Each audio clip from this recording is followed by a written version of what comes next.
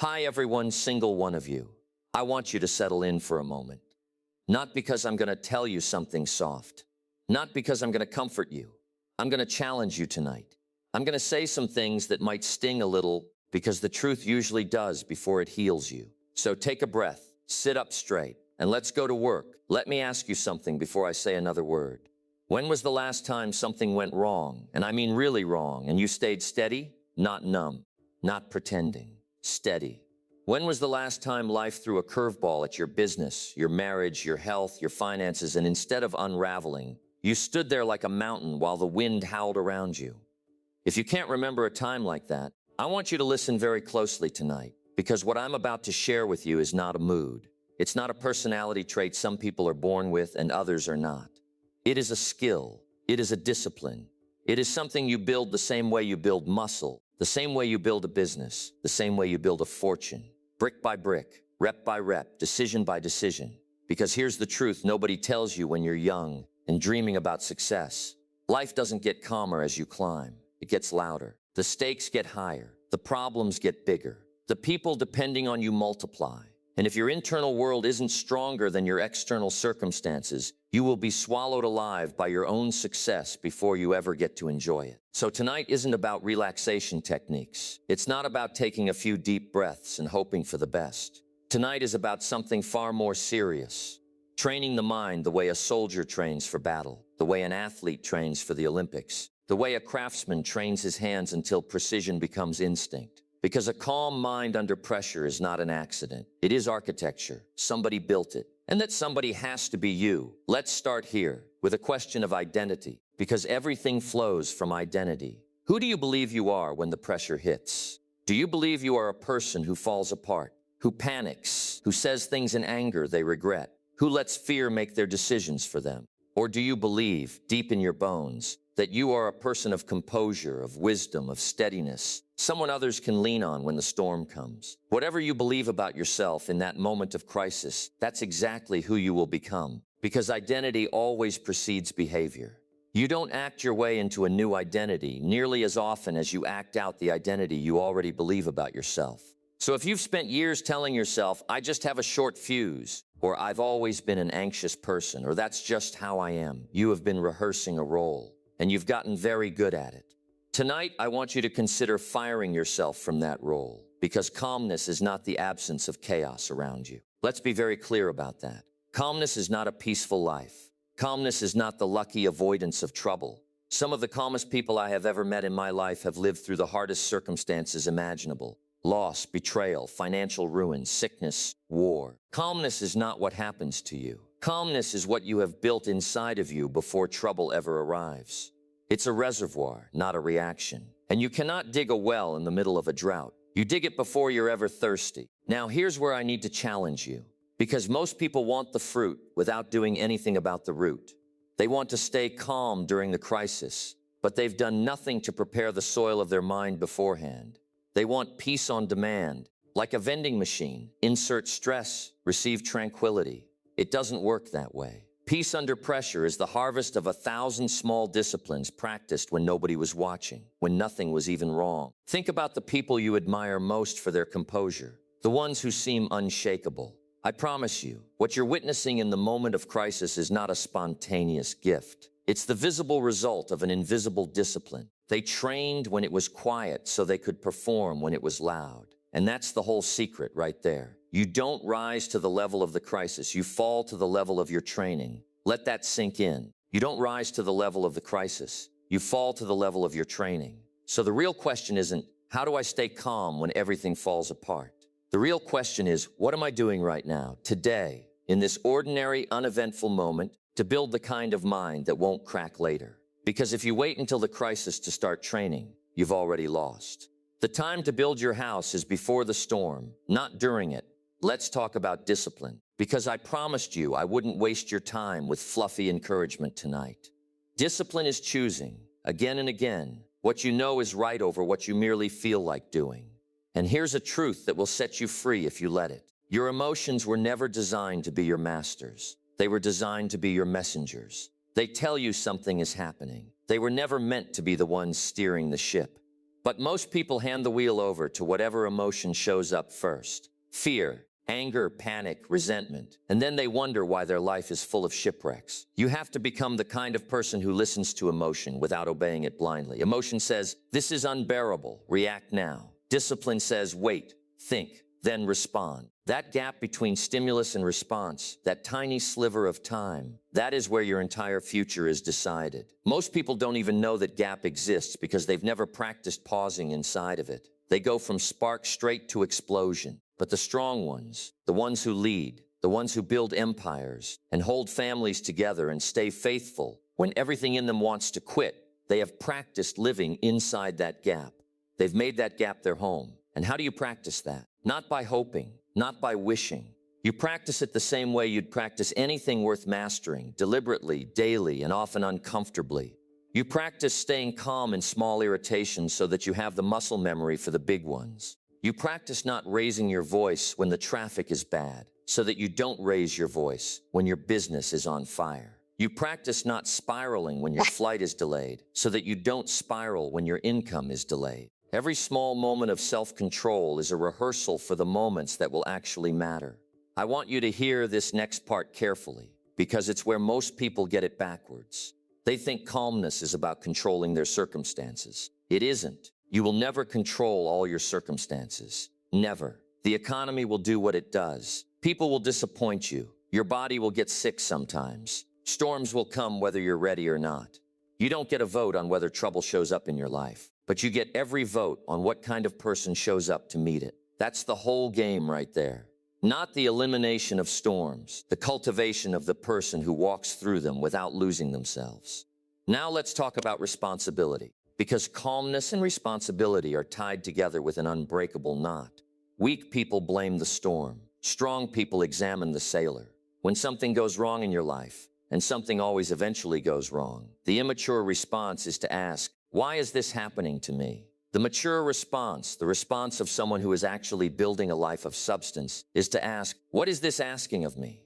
What do I need to become in order to handle this well?" That shift from victim to student is one of the most powerful shifts a human being can make. Because the moment you stop asking, "Why me?" and start asking, "What now?" you take your power back. You stop waiting for the world to be fair, and you start becoming someone who can handle a world that often isn't. That's not weakness. That's not resignation. That is the highest form of strength there is, taking full ownership of your response, regardless of what caused the situation. And let me say this plainly, because somebody needs to hear it tonight. Your excuses are lying to you.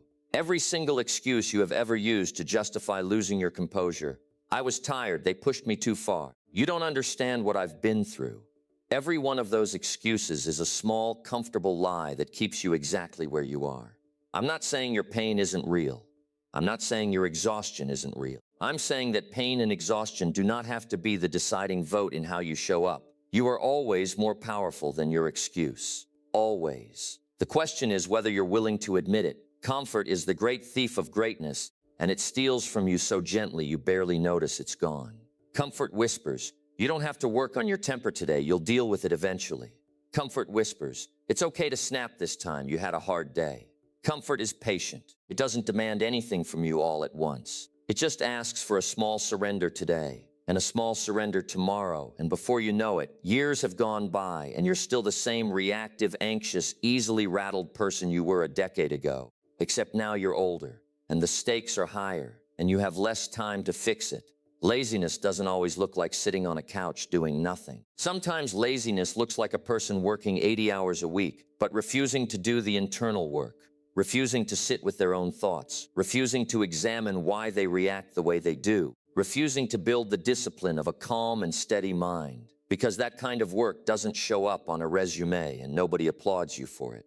But I promise you, the person who masters their own mind will outperform the person who merely masters their industry. Because industries change, circumstances change. Your ability to remain steady, clear-headed, and wise under pressure that travels with you everywhere. That's the one asset that never gets outdated, never gets replaced by new technology, never loses its value in a market crash. Fear deserves its own conversation tonight, because fear is often the real engine behind all that internal chaos you feel when pressure hits. Fear of losing money, fear of being embarrassed, fear of being seen as weak or foolish, or wrong. Fear of not being enough.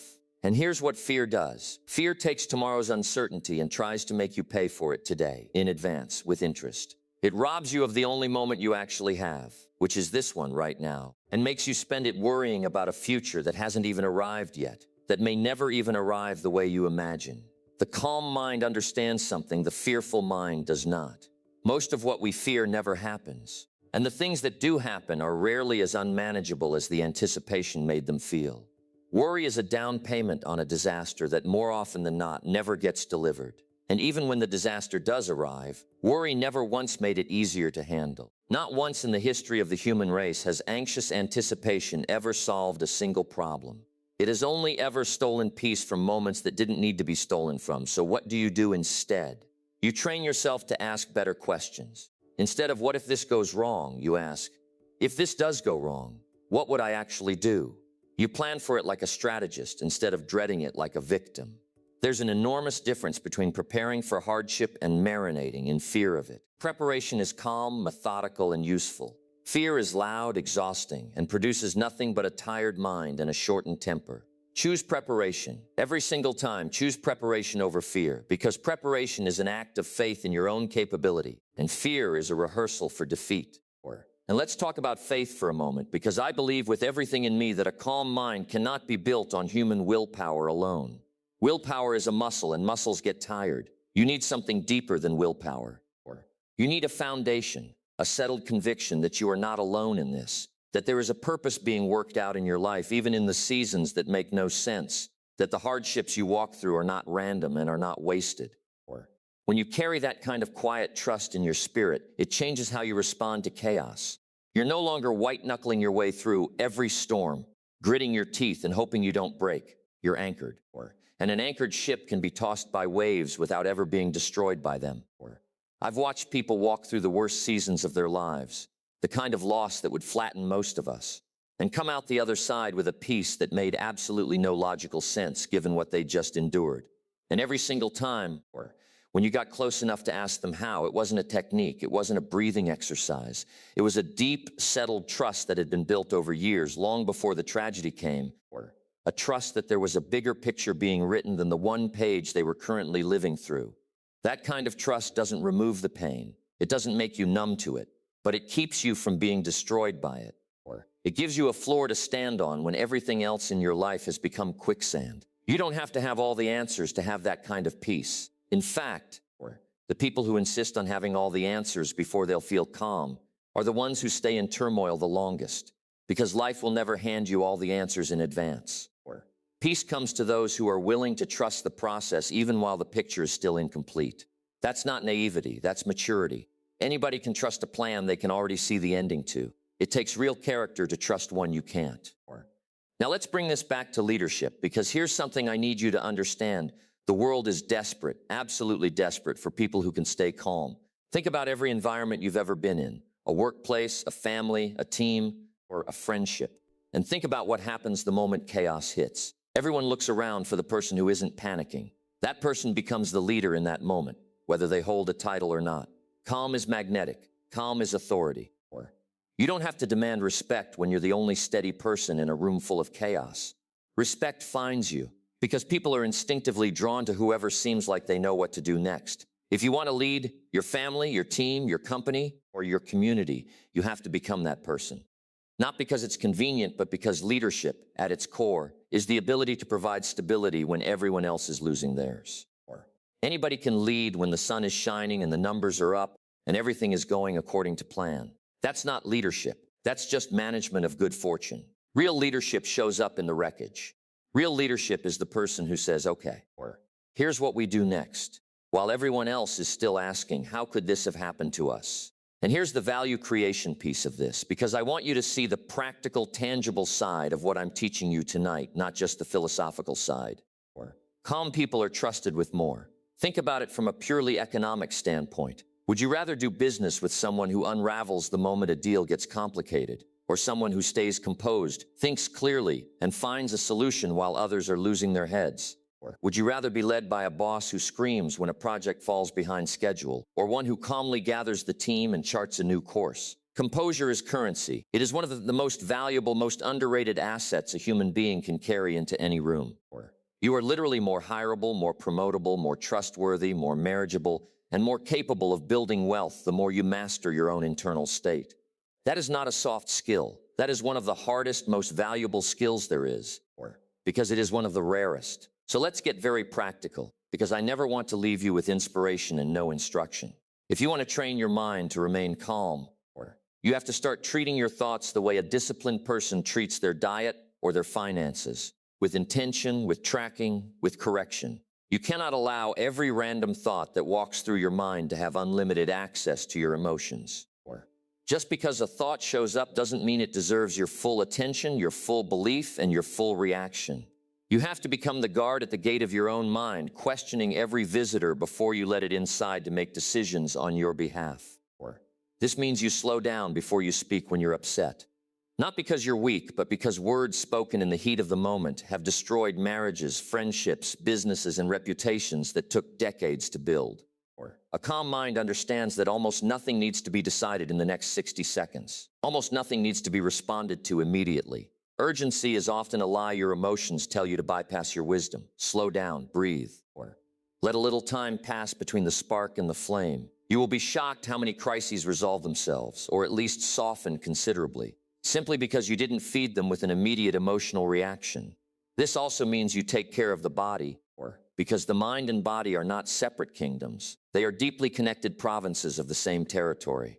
You cannot expect a mind that is exhausted, poorly fed, sleep-deprived, and physically neglected to perform with composure under pressure. Discipline in your health is discipline in your mind. When you sleep well, move your body, and fuel it properly, you are quite literally building the physical infrastructure that your calmness depends on. Don't neglect this. Don't treat it as separate from your emotional mastery. It is foundational to it, and this means you build a daily practice of reflection, of solitude, of quiet. Some space in your day where you are not being pulled in 6 directions, where you can hear your own thoughts clearly enough to examine them. Most people never develop calm because they never develop quiet. Their entire life is noise, from the moment they wake up to the moment they fall asleep, and then they wonder why they can't find peace when the real crisis hits. They've never practiced peace when the crisis wasn't there. You have to carve out that silence deliberately. Nobody is going to hand it to you. You have to guard it the way you'd guard anything valuable, because it is valuable. It is the training ground for everything we've talked about tonight. I also want you to examine who you're spending your time with, because calmness, like everything else, is contagious, and so is chaos. If you surround yourself with people who thrive on drama, who escalate every minor inconvenience into a catastrophe, who gossip and panic and spiral, you will find it far harder to maintain your own composure, no matter how disciplined you try to be. You were not designed to be an island, unaffected by your environment. Choose your circle with the same seriousness you'd choose an investment, because in many ways, that's exactly what it is. Let me say something else that needs to be said plainly. Some of you have convinced yourselves that your reactivity is just part of your personality, and I want to lovingly but firmly dismantle that belief tonight. You were not born with a permanent, unchangeable temperament that excuses you from growth. You have simply repeated a pattern so many times that it now feels like identity. But repetition is not destiny. Whatever you have repeated, you can also interrupt. Whatever pattern you've rehearsed for 20 years, you can begin rewriting today, in this moment, with a single decision to respond differently the next time you're tested. It won't be instant. It will take practice and failure and getting back up and practicing again. But it is absolutely, unquestionably possible. Don't you dare let the comfort of "that's just who I am" rob you of who you could become. Think about the legacy you're building, because every reaction you have is a brick in that legacy. Your children are watching how you respond when the car breaks down, when the deal falls through, when someone wrongs you. Your team is watching how you carry yourself when the numbers disappoint. Your friends are watching whether you're someone who can be leaned on in a real crisis, or someone who needs to be managed and handled with care because you might combust.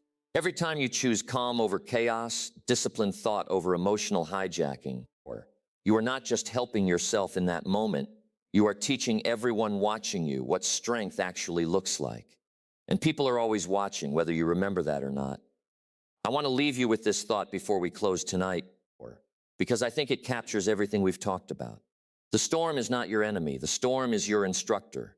Every difficult season, every unfair circumstance, every moment that tested your composure and found you wanting, those were not proof that you're broken, or they were syllabus items, they were the curriculum. And if you're willing to actually learn from them, instead of just surviving them and moving on unchanged, you will find that each storm leaves you a little steadier than the one before. That's the whole design of it, or that's the whole point. You were not created to be tossed around by every wave that hits your life. You were created for dominion over your own mind, for mastery over your own reactions, for a peace that doesn't depend on your circumstances cooperating with you, or that peace is available to you. It is not reserved for a lucky few who were simply born calmer than the rest of us. It is built deliberately, one disciplined choice at a time, starting today, starting with the very next moment that tests you. So here's what I want you to do. I want you to go home tonight and think about the last time you lost your composure. Really think about it. And I want you to ask yourself honestly, was that reaction who I actually want to be? Or was that just an old pattern I've never bothered to interrupt? And then I want you to make a decision, not a wish, a decision, that the next time you're tested, you will pause in that gap between stimulus and response, and you will choose deliberately who you're going to be. Not who your emotions want you to be in that heated second, or who you actually want to be for the rest of your life. Because here's the truth I want ringing in your ears when you walk out of here tonight. The world does not need more people who are talented. It has plenty of those.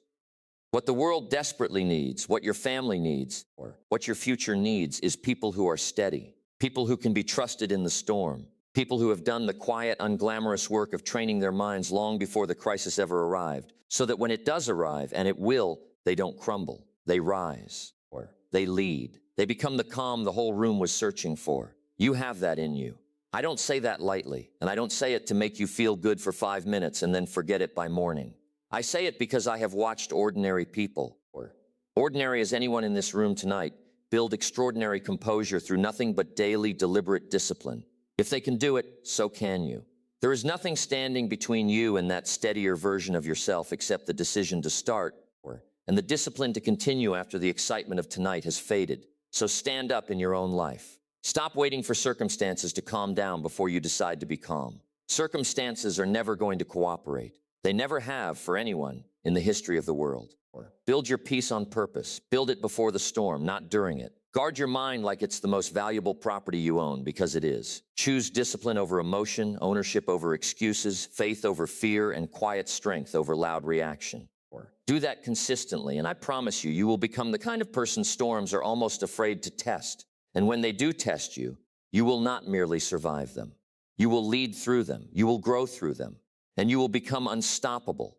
Not because trouble stopped coming, but because you finally became the kind of person trouble could no longer shake. Go build that mind. Go build that life. Good luck to every one of you, and thank you.